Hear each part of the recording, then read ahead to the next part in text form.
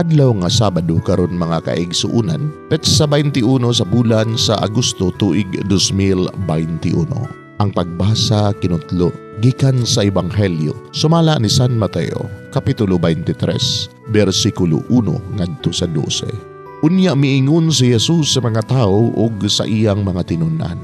Ang mga magtutudlo sa balaod ug ang mga Pariseo mao ang may katungod sa paghubad sa balaod ni Moises. Busa kinahanglan tumanon og sundon ninyo ang tanan nga ilang isugo kaninyo.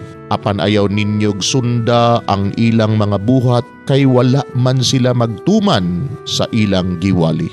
Nagbugko sila og bugat nga mga karga ug ipapas-an nila sa mga tao. Apan sila mismo dili gani mo gamit bisag usa na lang katudlo aron pagtabang pagpas-an sa maong karga.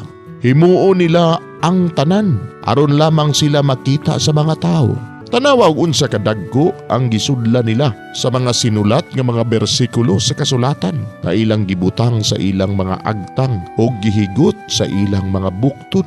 Og tanawag unsa kataas ang sidsid sa ilang mga sapot. Gusto sila sa labing maayo mga dapit sa mga kumbira o sa mga linaing lingkuranan sa mga sinaguga. Gusto silang yukbuan o tahurod didto sa mga merkado o tawgong magtutudlo sa mga tao. Ayaw kamo pagpatawag og magtutudlo kay kamong tanan managsuon man og usara ang inyong magtutudlo.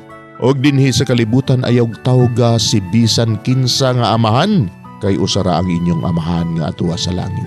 Ayaw usab kamo pagpatawag og agalon kay usara ang inyong agalon nga mao ang Mesiyas. Ang labing dako kaninyo kinahanglang mahimo nga inyong sulugoon. Ang magpataas sa iyang kaugalingon ipaubos ug ang magpaubos ipataas. Mga igsuon ang Ebanghelyo sa Ginoo. Daygon ikaw o Kristo.